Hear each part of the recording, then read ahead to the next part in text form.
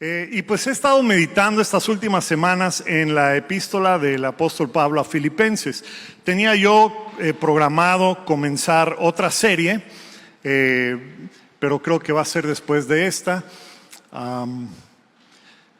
Y porque por alguna razón el Espíritu Santo pues puso pausa a los planes que traía yo y me dijo, vamos a hablar de esto. Por alguna razón será, así que simplemente sigo las instrucciones.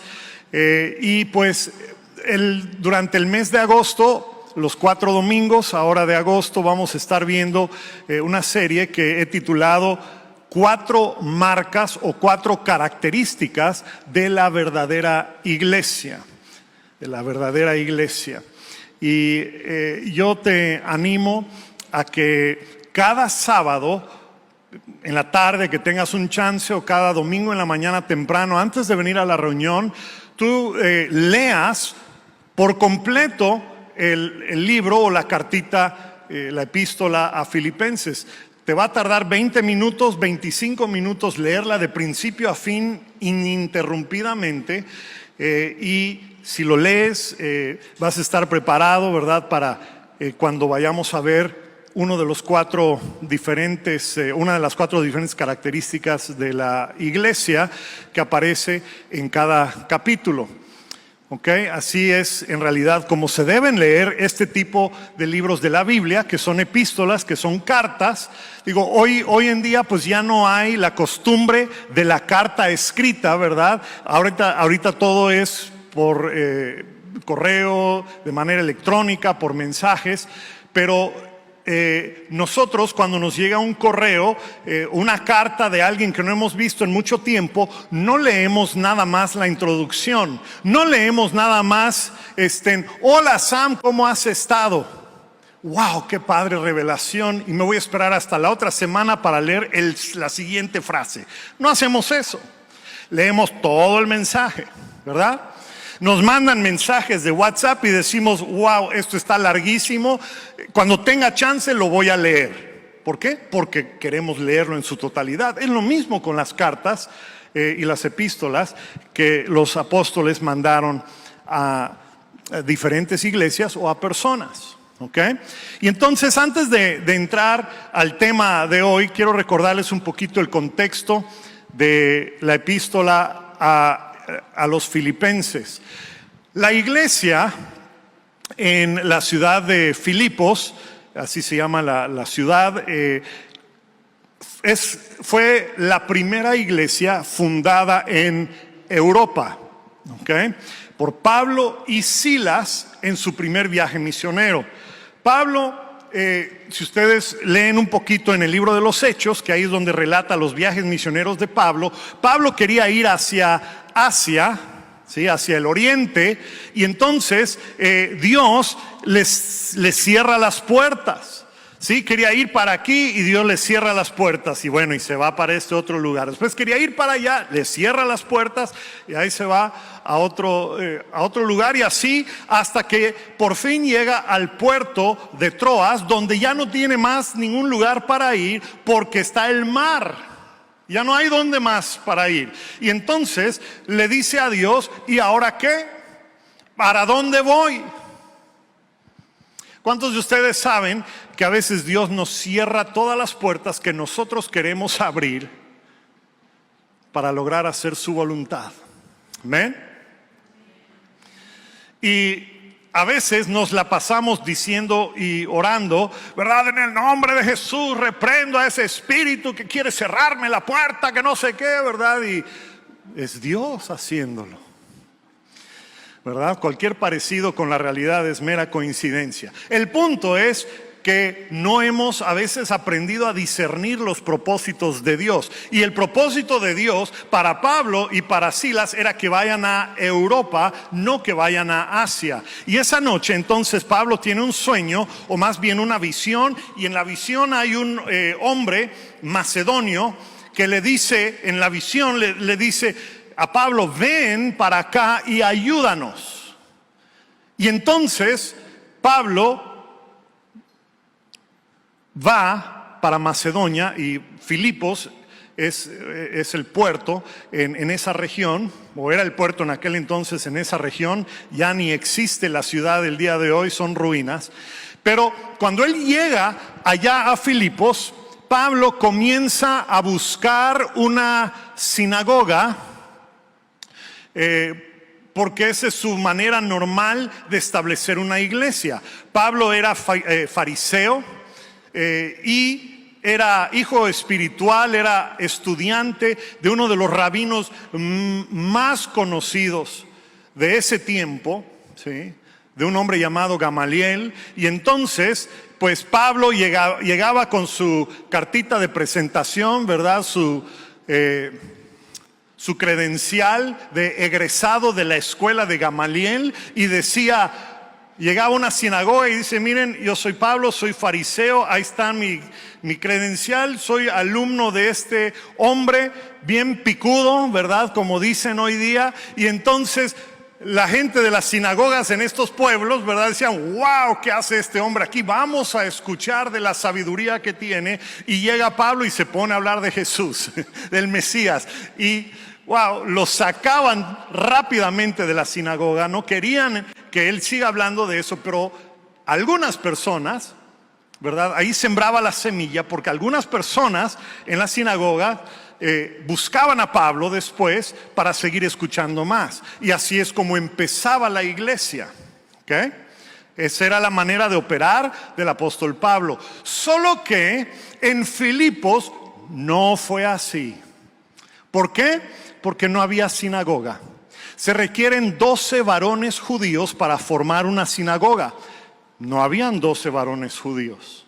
Lo único que había era un grupito de mujeres. Gloria a Dios por el grupo de mujeres que estudia la palabra. Amén.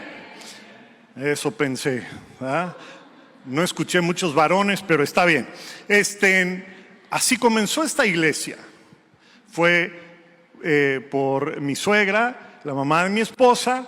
Ella comenzó esta congregación con un grupito de mujeres, y Dios puso en su corazón comenzar así. Y fíjense cómo ha prosperado el Señor lo que ella comenzó. Bueno, el caso es que esta mujer no era judía, pero en Filipos, regresando a Filipos, a la historia, no era judía, pero era alguien que creía en el Dios de los judíos, aunque no lo conocía, y se la pasaba estudiando las escrituras. Y entonces Pablo llega con y Pablo y Silas van a una reunión de estas mujeres, y pues después de hablar con ellas, la hermanita Lidia se convierte. ¿Se acuerdan de esa historia?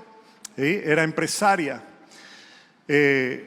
vendía telas y vendía pigmentos para telas. Bueno, y entonces ya que están allá, en los días siguientes, al caminar por la ciudad, había una jovencita endemoniada que era esclava, que los seguía y empezaba a decir cosas de ellos. Y ya no me acuerdo al cuál día, al tercer día creo, Pablo ya se había fastidiado de ella, y que le saca el demonio a esta jovencita, que era usada por sus amos para conseguir dinero, porque era como alguien que leía las cartas y predecía el futuro de las personas.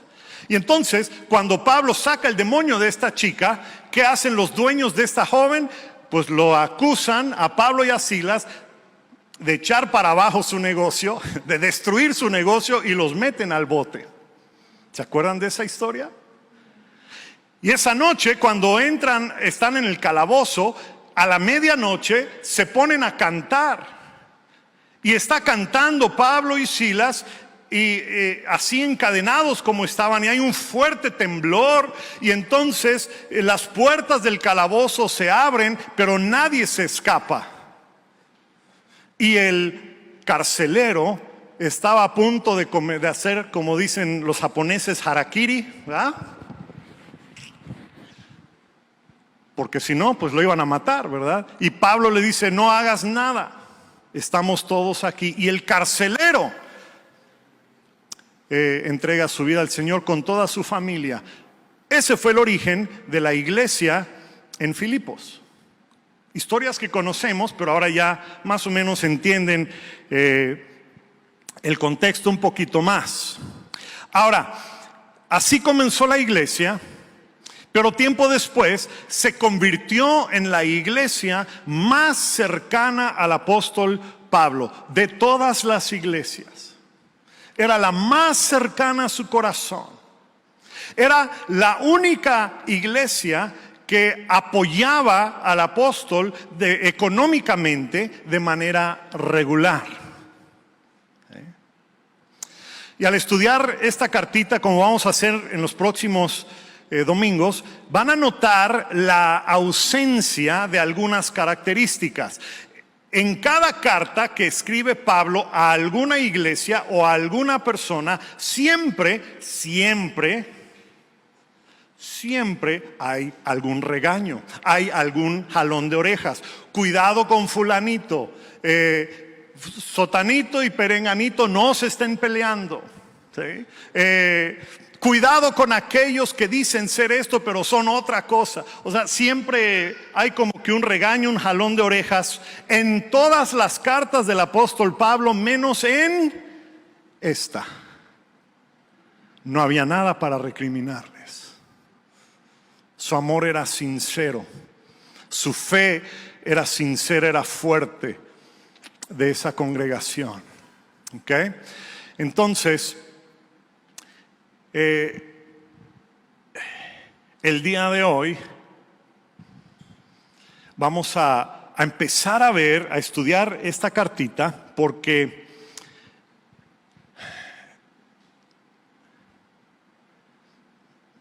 vamos a extraer algunas cosas. Vamos a ver que hay 4 características que Pablo menciona que son necesarias para una iglesia, ¿sí? Y habiendo dicho eso, ahora sí vamos a leer. Estoy leyendo una gran porción del primer capítulo, pero para que veamos algunas cosas que dicen. Voy a empezar con el verso 3 del capítulo 1, estoy leyendo la NTV. Dice así: cada vez que pienso en ustedes, le doy gracias a mi Dios. Siempre que oro, pido por todos ustedes con alegría, porque han colaborado conmigo en dar a conocer las buenas nuevas acerca de Cristo desde el momento que la escucharon por primera vez hasta ahora. Y estoy seguro de que Dios, quien comenzó la buena obra en ustedes, la continuará hasta que quede completamente terminada en la venida de Cristo Jesús. 9. Le pido a Dios que el amor de ustedes desborde cada vez más y que sigan creciendo en conocimiento y entendimiento. Y ojo, aquí está el tema de la carta. Quiero que entiendan lo que realmente importa, a fin de que lleven una vida pura e intachable hasta el día que Cristo vuelva, que estén siempre llenos del fruto de la salvación, es decir, el carácter justo que Jesucristo produce en sus vidas, porque esto traerá mucha gloria y alabanza a Dios. 12. Además, mis amados hermanos, quiero que sepan que todo lo que me ha sucedido ha servido para difundir las buenas nuevas. Pues cada persona de aquí, incluida toda la guardia del palacio, sabe que estoy encadenado por causa de Cristo, y dado que estoy preso, la mayoría de los creyentes de esta región han aumentado su confianza y anuncian con valentía el mensaje de Dios sin temor. Es cierto que algunos predican acerca de Cristo por celos y rivalidad, pero otros lo hacen con intenciones puras. Estos últimos predican porque me aman, pues saben que fui designado para defender las buenas nuevas. Los otros no tienen intenciones puras cuando predican de Cristo. Lo hacen con ambición egoísta y no con sinceridad. ¡Wow! Cualquier parecido con la realidad actual es mera coincidencia, ¿verdad? Bueno, continuemos. Pero eso no importa. Sean falsas o genuinas sus intenciones, el mensaje de Cristo se predica de todas maneras, de modo que me gozo.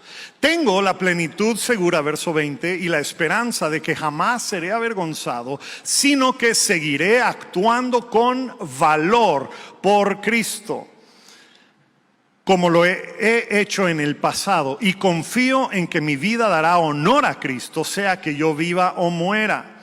Pues para mí, vivir significa vivir para Cristo. En la Reina Valera dice, para mí el vivir es Cristo y el morir es ganancia. Pero si vivo, puedo realizar más labor fructífera para Cristo. Así que realmente no sé qué es mejor. Estoy dividido entre estos dos deseos. Quisiera partir y estar con Cristo, lo cual sería mucho mejor para mí. Pero por el bien de ustedes es mejor que siga viviendo. Sobre todo, deben ustedes vivir como ciudadanos del cielo, comportándose de un modo digno de la buena noticia acerca de Cristo. Entonces, sea que vuelva a verlos o solamente tenga noticias de ustedes, sabré que están firmes y unidos en un mismo espíritu y propósito, luchando juntos por la fe. No se dejen intimidar por sus enemigos de ninguna manera, pues a ustedes se les dio no solo el privilegio de confiar en Cristo, sino también el privilegio de sufrir por Él. Muy bien. Pueden ustedes ver cuál es el propósito de la carta. El tema principal está en el verso 10. Dice, quiero que entiendan lo que realmente es importante. ¿Sabes qué es realmente importante?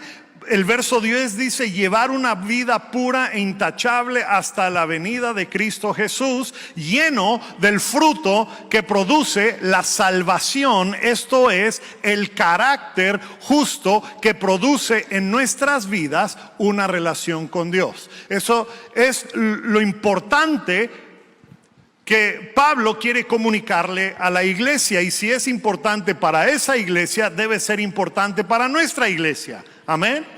Muy bien, y el verso 27 dice que esto le trae mucha gloria y alabanza a Dios. Y el verso 27 dice que cuando uno es lleno del fruto que produce la salvación, entonces podrá vivir como ciudadano del reino celestial, comportándose de un modo digno del evangelio de Cristo, estando firme y unido en un mismo espíritu y propósito, luchando por la fe. Esa es la esencia de esta cartita. ¿Okay? Lo que el apóstol Pablo dice que es lo más importante es que tengamos y demostremos el fruto que proviene de una genuina salvación. O dicho de otra manera, ¿quieres saber si una persona es verdaderamente salva? Pues la pregunta es, ¿qué fruto tiene en su vida? Debe tener el fruto que produce el Espíritu Santo. Ese fruto es la evidencia, ¿verdad?, de que uno ha tenido una salvación genuina. Y ese fruto debe ser cada vez más evidente en la persona que dice ser cristiano o dice ser cristiana. Y ese fruto es gozo, paz, paciencia, así se la saben. Bueno, en la NTV usa otras descripciones: gozo, paz, paciencia, amabilidad, bondad, fidelidad, humildad, dominio propio. ¿Ok? Esto, en resumidas cuentas, es lo que es importante para la vida de la iglesia, de acuerdo al apóstol Pablo, que debemos nosotros tener ese fruto que da evidencia de que somos salvos. ¿Ok? ¿Todos bien hasta aquí? Muy bien. Ahora, es nada más la introducción, porque ahora sí vamos a ver el primero de 4 grandes características o temas que surgen en la carta a los Filipenses. Y tratan precisamente de cómo es que nosotros podemos llegar a dar evidencia, o cómo es que nosotros podemos crecer en ese fruto que es evidente y que hace evidente nuestra salvación. ¿Sí? ¿Cómo sabemos si estamos avanzando en nuestra fe hacia la madurez? Y estos 4 domingos vamos a ver 4 características o marcas de la iglesia verdadera y las vamos a comparar con lo que sucede en esta iglesia. Y si no eres de esta iglesia, pues también puedes más o menos comparar con cómo está esta situación en la iglesia de donde eres. Hoy voy a comenzar con el primero y les tengo que advertir que esta marca o esta característica es la que menos quiere escuchar las personas. Y es el menos popular, es al mismo tiempo el más mal entendido. ¿Sí? Porque es el tema de la tribulación, las aflicciones, los problemas, las dificultades en la vida del cristiano. ¿Cuántos dan gloria a Dios por aflicciones y problemas y tribulaciones? Bueno, vamos a ver si al final siguen dando gloria. Yo he escuchado testimonios de personas que dicen: vine a Cristo, entregué mi vida a Él y todos mis problemas se fueron. Y quiero preguntarle, a ver, ¿en qué planeta vives? Porque, bueno, sí, ok, entregas tu vida al Señor y algunas cargas y algunas cosas te son levantadas, pero muy pronto te das cuenta que hay otra serie de situaciones que vienen a tu vida y dices: ¿cómo es posible esto? ¿Sí? Cuando me comprometí a servir a Dios, comenzaron mis problemas o aflicciones o tribulaciones. Amén. Y cuando fui lleno del Espíritu Santo, estos se multiplicaron. Las cosas no son fáciles, ¿sí? Pero me consuela saber que mi experiencia va de la mano con el testimonio de Jesús, que dijo en Juan 16:33, dice: les he dicho todo esto para que en mí tengan paz. Aquí en el mundo, Juan 16:33, aquí en el mundo tendrán, ¿qué cosa?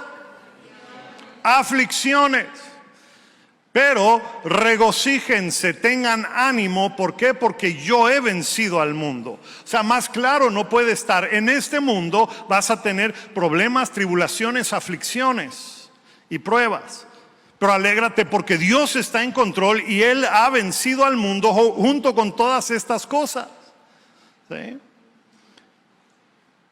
Jesús enseña esto y Pablo también lo predicaba, él lo personificaba y lo vivía, porque Pablo padeció muchas veces privaciones de sueño, de comida, de techo, de abrigo, ¿verdad? De ropa, ¿sí?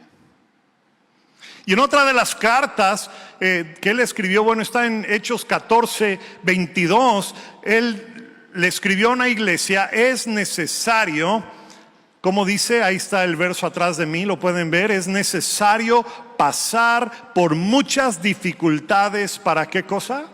Para entrar en el reino de Dios. Y miren, este no es un evangelio popular o un evangelio que atraiga a la gente. Es mucho más fácil invitar a las personas a venir a Cristo, a venir a la iglesia, porque Él te va a quitar tus problemas. ¿Sí? Irmãos, por uma módica quantidade, você pode ser livre de todo dolor, toda aflicción. ¿Han escuchado eso? Tuvimos el caso una vez de una hermana que quería venir aquí a la reunión y le dijo no me acuerdo si era algún familiar o a su hija o alguien, y le dijo: me gustaría ir a tu iglesia a visitar, pero no tengo dinero. ¿Por qué? Porque pues en algunos lugares están acostumbrados a cobrar por milagros. Aquí no se cobra, por eso son por gracia de Dios. Amén. El punto es que es mucho más fácil decir: si tú vienes aquí, todos tus problemas se van a solucionar. Y puede ser, y sí es correcto, que Dios levanta tus cargas y tus opresiones. Y tienes una experiencia fabulosa con Él cuando entregas tu vida a Él. Pero eventualmente, así como mamá águila con sus polluelos nacen y les da de comer y los protege y todo. Y llega el momento en que los ve y dice, no, estos ya están engordando demasiado y es tiempo de que salgan. Y los empieza a empujar, los empieza a empujar, los empieza a empujar.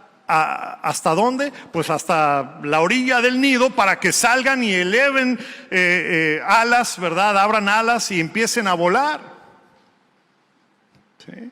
Es lo mismo que hace Dios con nosotros. Nos empuja a crecer y lo hace permitiendo circunstancias en nuestras vidas, porque el crecimiento espiritual va de la mano con pruebas, dificultades y tribulaciones. Eso es lo que hace crecer nuestra fe.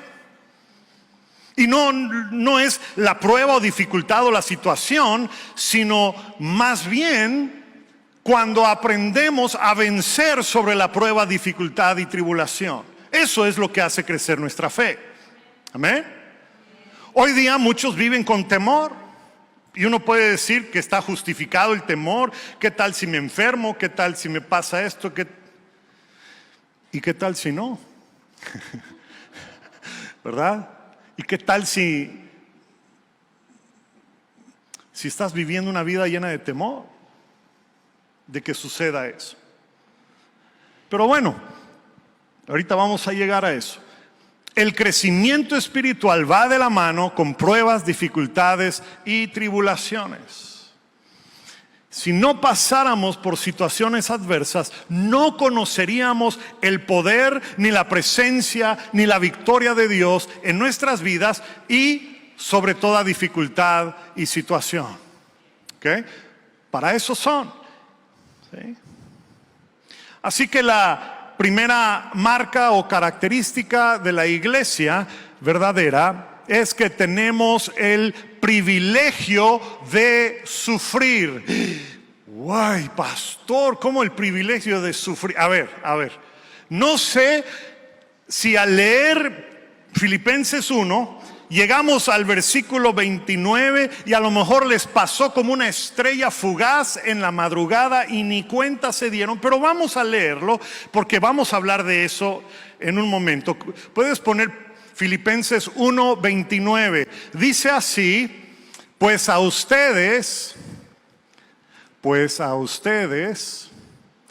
ahí está al final, a ustedes se les dio no solo el privilegio de confiar en Cristo Jesús, sino también, vamos a leerlo todos juntos, el privilegio de sufrir por Él. ¡Wow! ¿Habían visto ese versículo? Pues sí lo habíamos visto, pero no nos gusta mucho. Pues, ¿adivina qué? Es la palabra de Dios. Pero tengo que aclarar esto un poco, porque de lo contrario ustedes van a salir de aquí esta mañana todos deprimidos y van a decir: el pastor dijo que si somos cristianos nada nos va a salir bien. No estoy diciendo eso, ¿ok? Vamos a analizar esto un poquito. Y les quiero decir que los problemas y aflicciones y tribulaciones en nuestras vidas provienen básicamente tienen básicamente 4 posibles orígenes, ¿sí? En primer lugar, son o pueden ser consecuencia de nuestras acciones y decisiones pecaminosas, de malas decisiones que tomamos, ¿okay? Por ejemplo, si nosotros fumamos toda nuestra vida y después a los 50 años de edad nos da cáncer del pulmón, ¿qué derecho tenemos de reclamarle a Dios? ¿Verdad? O sea, es consecuencia, es una justa consecuencia de una mala decisión y un mal hábito nuestro, ¿sí? Si tomamos alcohol y manejamos y tenemos un accidente y alguien pierde la vida y nos meten, como dicen aquí en el sureste mexicano, al tambo, al bote, eso no trae gloria a Dios. Eso no es sufrir por Él. ¿Estamos de acuerdo? Bueno, Entonces, una posibilidad de aflicción y de tribulación en nuestra vida es autoproducida. ¿Okay? La segunda posible razón por la cual tenemos aflicciones y tribulaciones en esta vida es como consecuencia de que vivimos en un mundo caído donde las cosas están fuera de orden, donde las cosas en general, la creación y todo lo que hay está fuera del orden de Dios. ¿Ok? ¿Cuántos saben que los cristianos pueden tener accidentes a veces? ¿Cuántos saben que los cristianos a veces tienen problemas relacionales? ¿Cuántos saben que los cristianos se pueden, y hasta los pastores se pueden enfermar de COVID? ¿Sí? ¿Por qué? Pues porque vivimos en un mundo donde hay estas cosas y estamos sujetos en gran medida o en cierta medida a lo que le pasa al mundo. Estamos sujetos, por ejemplo, aquí en México o en el país donde tú vivas, estamos sujetos a las malas decisiones de los gobiernos. ¿Okay? Todos sufrimos los altos costos de gasolina, los altos costos del gas para cocinar, de la canasta básica. ¿Okay? Todos sufrimos por malas decisiones de otros, porque vivimos en un mundo que es caído, que no ha sido redimido en su totalidad del pecado. ¿Okay? Pero cuando esa es la causa de nuestra aflicción o nuestro problema, eso tampoco es sufrir por él. ¿Okay? Entonces vamos a hablar un poquito más de eso. La tercera razón por la cual pasamos tribulaciones y problemas y situaciones en nuestras vidas es por ataques específicos del enemigo en nuestras vidas. ¿Sí? ¿Qué quiero decir? Pues que algunas personas son identificadas por el enemigo, así como hacen los bandidos con alguna persona o alguna familia, los identifican y entonces escogen el día y la hora en que les van a hacer algo. Lo mismo con el enemigo en nuestras vidas. A veces él nos identifica y no, ya valió, ahora sí, ¿verdad? Y escoge el día, la hora, el momento, ¿verdad? Y sácatelas, ¿verdad?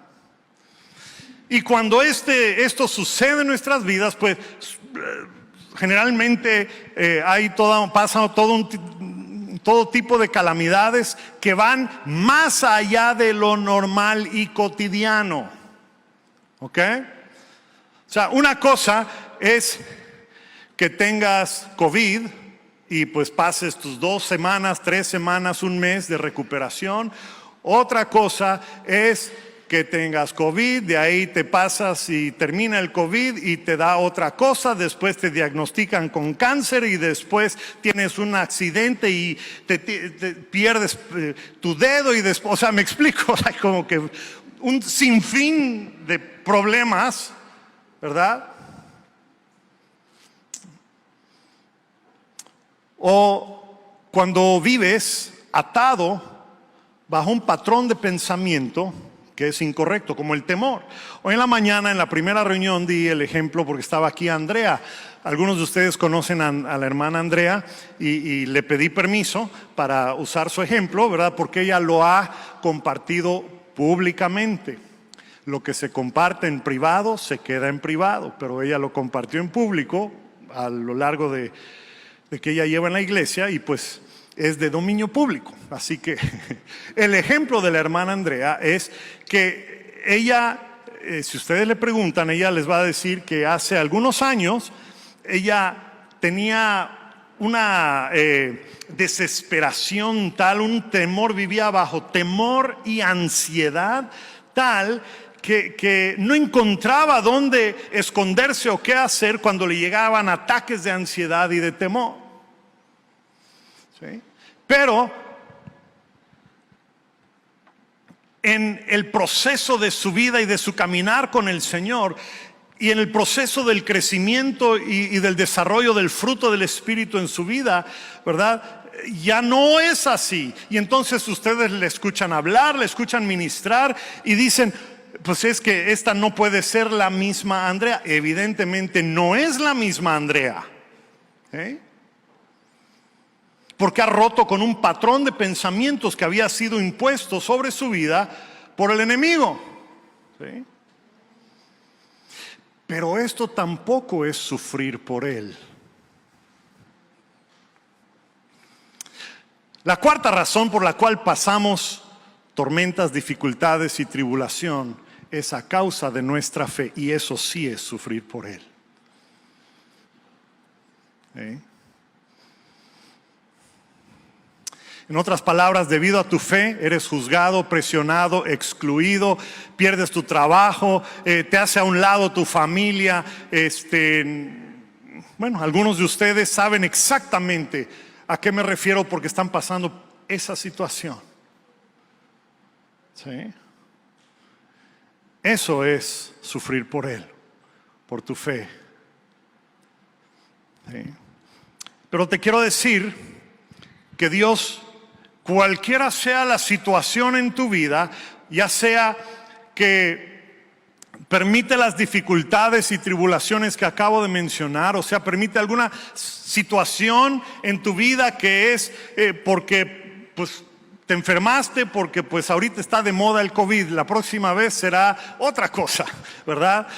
A lo mejor Él permite una situación que es común para otros, o permite que recibas un ataque del enemigo, permite que seas perseguido por tu fe. El punto es que permite todo esto porque Él quiere ser gloriado, glorificado en medio de tu situación.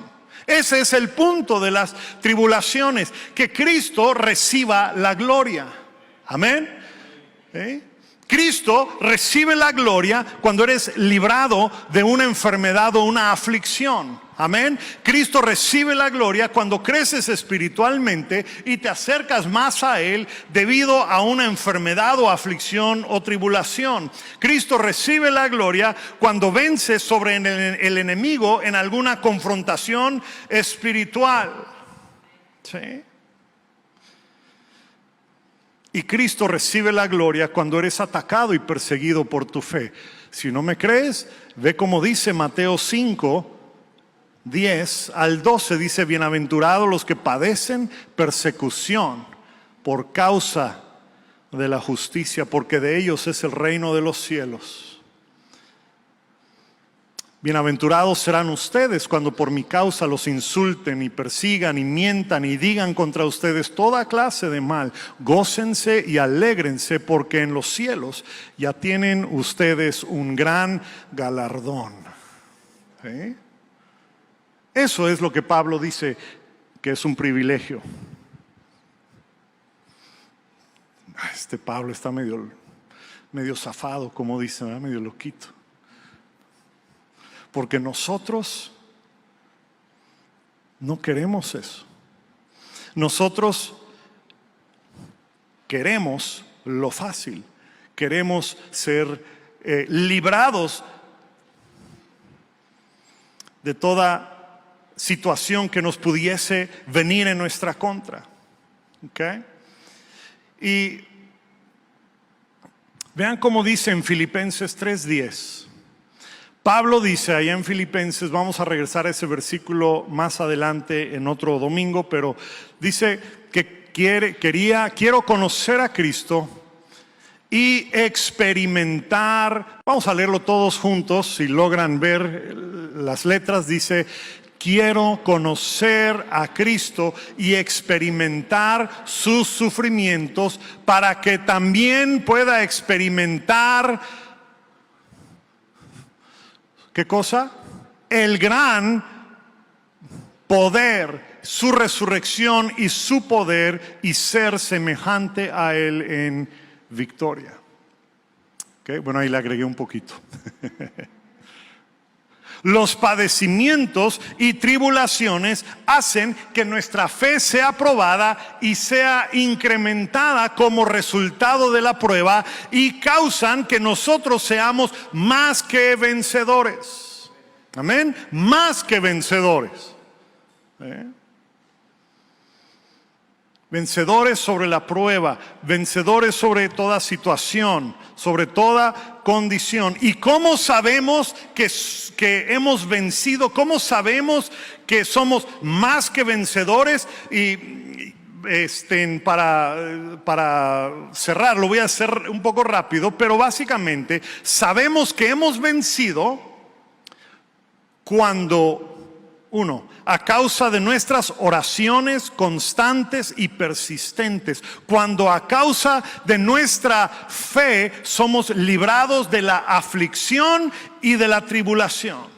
¿Okay? Sabemos que hemos vencido, que somos más que vencedores, cuando a causa de la intercesión, a causa de la fe, a causa de nuestras oraciones, es levantado de nosotros la aflicción. Amén. Okay. Pero a veces eso tarda un poquito en manifestarse en nuestras vidas. ¿Cuántos no hemos orado por algún familiar que está lejos de Dios y queremos que Dios toque su vida y toque su vida y toque su vida? Y ahí estamos insistentes. Y pareciera que lejos de escucharnos, ¿verdad? Como que el familiar, el hijo, la hija o el familiar más se pierde, se tira a la perdición. Estamos insistentes. Pero sabemos que somos más que vencedores cuando a través de la fe, a través de la oración constante y persistente, esa aflicción, esa tribulación es levantada, pero mientras se manifiesta esa sanidad o lo que sea que fuere la aflicción, sabemos en segundo lugar que somos más que vencedores cuando nuestra actitud es una de gozo en lugar de enojo, tristeza, venganza, desesperación. ¿Eh? A pesar de las circunstancias. Vean lo que le pasó a Pablo. Él tuvo una situación injusta, lo metieron a la cárcel injustamente. ¿Ok? Y entonces, como ciudadano romano, él tenía el derecho de apelar a una audiencia para dar fe de su situación. Y entonces él estaba en ese proceso, y les quiero decir que cuando Pablo escribe esta cartita a los filipenses, llevaba 4 años en la cárcel esperando audiencia. Pregunta, en lo que leímos hoy en la mañana, ¿notaron algún reclamo hacia Dios? A ver, hermanos filipenses, creo que sus oraciones no tienen fe porque yo todavía sigo aquí. A ver, ¿qué les pasa? O sea, por favor. A ver, hermanitos, ¿sabe? Ya se me acabó la lana, mándenme más. A ver, hermano, ¿así es? No. ¿Qué es lo que dijo el apóstol? Vean cómo dice el verso 12. Hermanos, quiero que sepan que en realidad lo que me ha pasado ha contribuido al avance del evangelio. Es más, se ha hecho evidente a toda la guardia del palacio. ¿Saben cuántos guardias del palacio habían en aquel entonces? 9,000. Pablo no solamente estaba esperando audiencia, sino que estaba encadenado a un guardia. Y eran 3 turnos por día. ¿Ok? 8 horas que él estaba encadenado con algún guardia. ¿Sí? 21 guardias por semana por 4 años. ¿Se imaginan qué es eso? Y Pablo, en lugar de estar molesto y decir y reclamar, dice: no, yo estoy contento porque ya todos estos ya saben por qué estoy aquí. Estoy aquí a causa del evangelio. Inclusive ya se convirtieron algunos. Hay un pasaje que no leímos, lo corté en lo que leímos en la mañana, pero dice que aún los de la casa de César se han convertido. O sea, aún el emperador, los de la casa del emperador, habían unos que se habían convertido por el testimonio de Pablo. Entonces sabes que eres más que vencedor en algún problema o situación cuando tienes gozo, cuando encuentras aquello en la situación que trae gozo al corazón de Dios y en lo cual tú puedes regocijarte a pesar de tu situación en ese momento, sabiendo que tu situación eventualmente va a cambiar. Pero en ese momento necesitas entender que hay que encontrar gozo, porque hay algo en la situación que le trae gozo a Dios. Y cuando encuentras eso, sabrás que has vencido. Otra manera en que sabemos que hemos vencido es cuando a pesar de la situación tenemos no solo gozo, sino tenemos paz. Paz. El verso 14 dice: gracias a mis cadenas, los hermanitos de esta región ahora se atreven a predicar el evangelio con más denuedo. En otras palabras, aunque yo no estoy ahí afuera haciendo lo que Dios me llamó para hacer, yo puedo ver que hay otros que se han levantado con más denuedo, más pasión a hacer lo que yo no puedo hacer. Y eso me da paz. Eso me da paz. ¿Sí? Porque el nombre de Cristo es levantado. ¿Sí? No importa la situación que pasamos, necesitamos crecer a tal grado que debemos tener paz en medio de la situación, sabiendo que Dios está en control de nuestras vidas, de nuestras finanzas, de nuestra salud, de nuestras familias, de lo que sea que carga nuestro corazón. Y la última característica que tenemos cuando somos más que vencedores es que estamos dispuestos a recibir un mayor castigo por nuestra fe. ¿What? Todo iba bien, pastor. Todo iba bien. ¿Por qué me hace esto? Bueno, ¿que no es suficiente tener gozo y paz? Pues vean lo que le pasó al apóstol Pablo. ¿Sí? Toda esta situación de estar en la cárcel, ¿verdad? Le quitaron, no solamente le quitaron sus juguetes, sus cosas, su manera de ganarse la vida, no solamente lo metieron a la prisión, sino que Pablo, verdaderamente existe la posibilidad de que Pablo pueda morir, de que la sentencia sea en su contra y lo maten.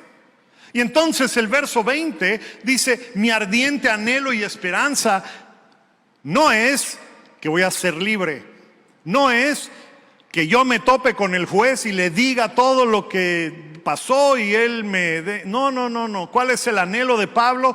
Dice: mi ardiente anhelo y esperanza es que en nada seré avergonzado, sino que con toda libertad, ya sea que yo viva o muera, ahora como siempre, Cristo sea exaltado en mi cuerpo. ¿Cuántos pueden decir eso?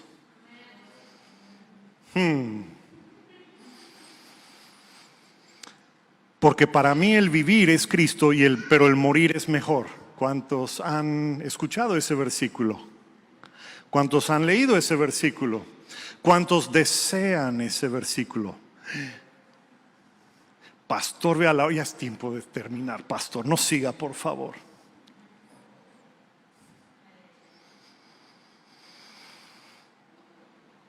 Y después dice en el verso 22, si seguir viviendo en este mundo representa para mí un trabajo fructífero que voy a escoger, no lo sé. Me siento presionado por dos posibilidades: deseo partir y estar en la presencia de Dios,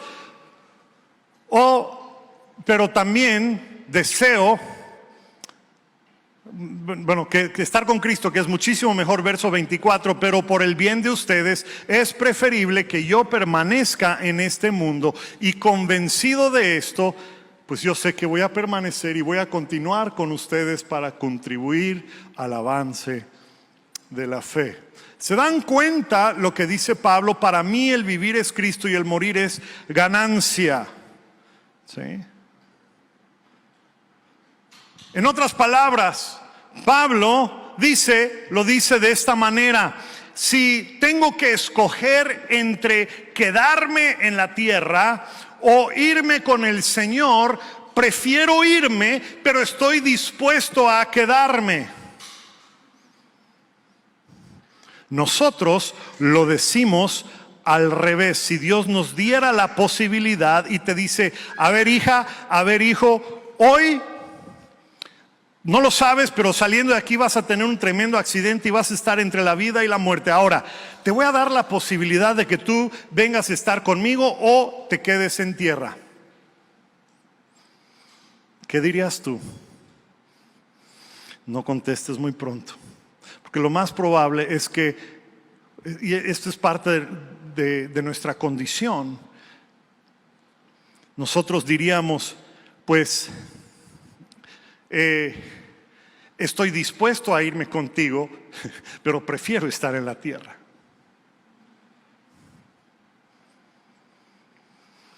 O, como diríamos en el dicho mexicano, más vale malo por conocido que bueno por conocer. ¿No es así? La fe no ha madurado en nosotros cuando pensamos así. Porque eso quiere decir que las cosas de este mundo nos hemos aferrado a ellas de tal modo que todavía ejercen control sobre nosotros y sobre nuestros afectos y sobre nuestros anhelos y deseos.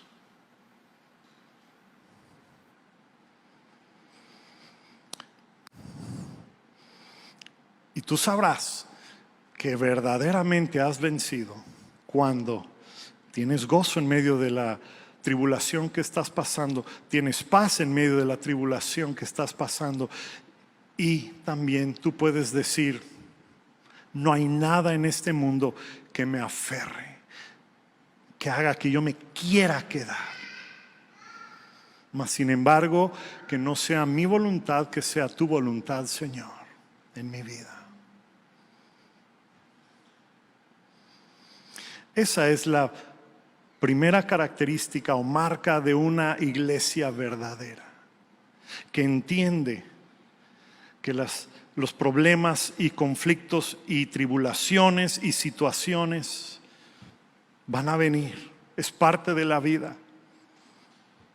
Sea porque tomamos malas decisiones, sea porque tuvimos un accidente o algo pasó, sea porque el enemigo nos identificó y quiso que nosotros pasáramos esto o aquello, o sea porque estamos sufriendo a causa de nuestra fe en Jesucristo.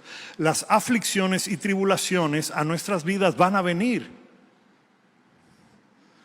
pero vamos a vencer, no en nuestras fuerzas, sino a través de la fe, a través de nuestra intercesión persistente, a través del gozo que encontramos a pesar de la situación, a través de la paz que tenemos porque sabemos que nuestro Dios en realidad está en control. Y cuando lleguemos al punto donde no haya nada que sea más importante en nuestras vidas que habitar en la presencia de Dios.